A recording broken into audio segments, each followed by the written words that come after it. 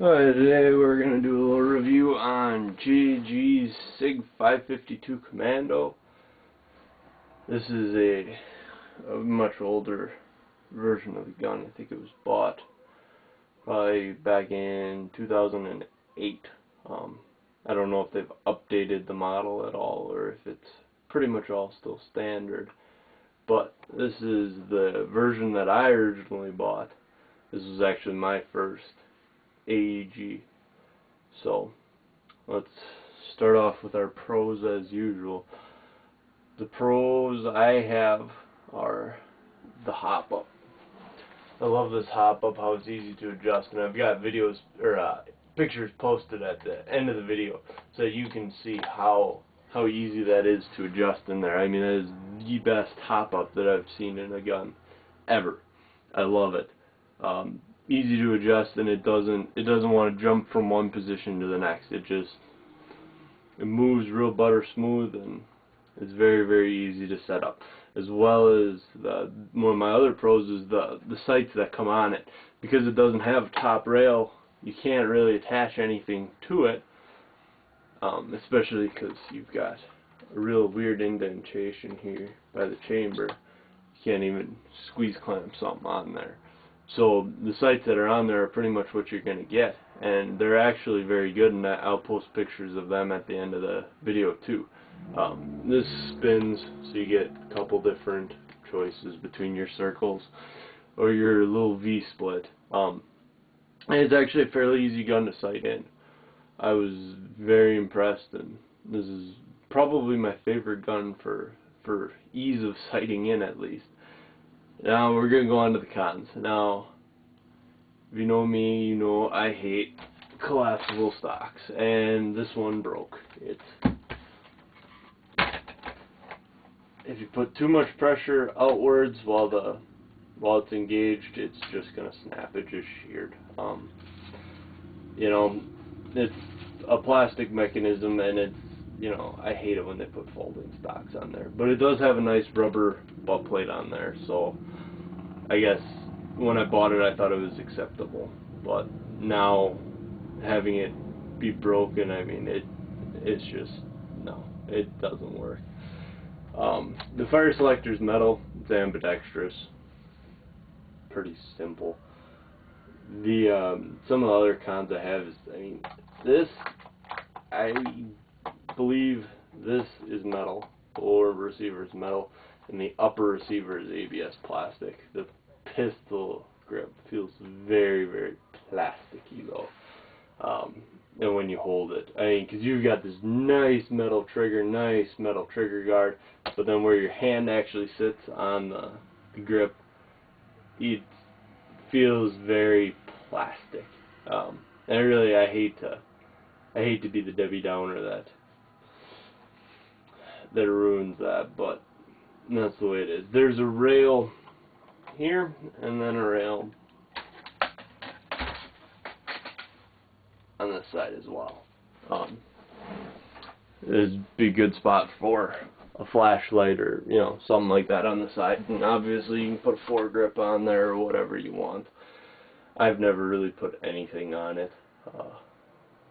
Just didn't really see the need to, because the one problem with this gun, and the one reason I would recommend that you do not buy it, is the magazine. I don't know if it's just my magazine or what it is, but it obviously, like a normal SIG, it rocks into place, but you have to hold it back to get it to feed BBs. If it slides forward like that, it leaves a little bit of a gap there, and the BBs will not feed. They will just fill up in here, and you won't be shooting anything. You have to hold it back. So there's no real point to put a foregrip on here, because you have to hold the magazine back. And that's why I would recommend, if you're looking for a gun that, I mean, in this price range, I mean, I bought the gun for 80 bucks, but I believe that it retails at like 140 for a full plastic gun. You know, it's got a metal gearbox in it, but for a full plastic gun with a plastic mag that doesn't always feed very well, you can find something better. So I'm gonna have to give it a 2 stars out out of 5, even though I do really like the gun. I like the look of it, but the fact that there's no chance for optics, the folding stock absolutely sucks. I mean, I just hate folding stocks. I don't see a point in them. And then the fact that the magazine misfeeds so often, it just, I mean, those 3 things just ruin it for this gun, sadly. They had a good thing going, but it just kind of fell apart between the fact that there's no optics, the fact that there's this stock. I mean, every version I've seen of this on Craigslist and eBay, the stock's broken on. So obviously it's not just mine. It must be just a bad design. So between the optics, the folding stock, and the mag not feeding correctly, I'm going to have to give it a 2-star out of 5, because I mean, this is a dead accurate gun. That's the sad part, because it shoots right around 350 to 375 FPS, and it's just accurate. One of my friends used it once, and he's just like, oh my god, every BB lands in the same frickin' spot, within 2 inches diameter. You know, it's an accurate gun. And that's why it sucks that it has to be ruined by the fact that there's no top rail, no chance at a top rail, folding stock, and the mag again. I really hate to do that, but I mean, it's a full plastic gun, and you are getting a little ripped off at $140. At the $80 I paid for it, that's a little bit more realistic.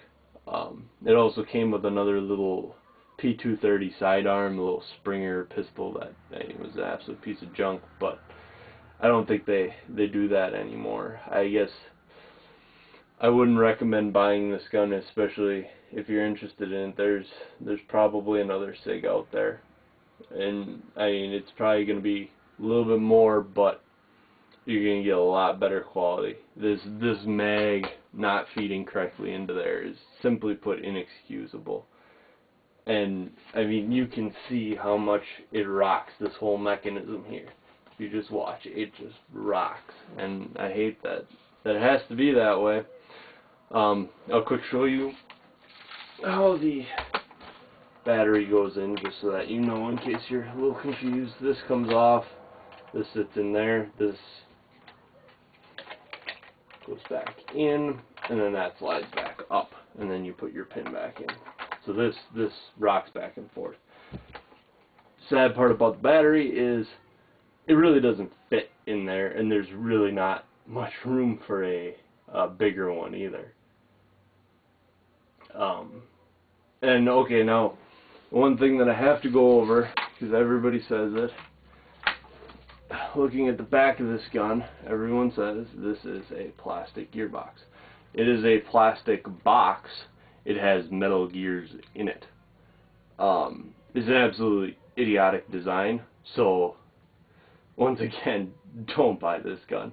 It's just a bad design. You know, you don't put a plastic box that sticks out the back when you collapse that in a gun that's going to cost you that much money. You know, it's got metal gears in it, but that's still a lot of strain and wear on that box. And that may be the fact that it's plastic, it may flex, and that may be why this mag doesn't always want to sit in there right. It is a very easy gun to take apart, though. If you're trying to learn, there's videos out there that show you how to take it apart. I wouldn't recommend opening up that gearbox, though, just for the fact that it's plastic. The box is most likely just going to fall apart on you, that plastic box. It's going to, by every spring in there and everything else that, you know, that's all in there, it's putting wear on that box. So I really don't recommend opening that box. If anything, if you're going to open the gun, replace the box and put in a metal gearbox. And if you do that, I mean, this gun's going to be on its way to a lot better gun. But that's about all I've got on my opinion. If there's something I messed up, let me know. Write a comment, send me a message.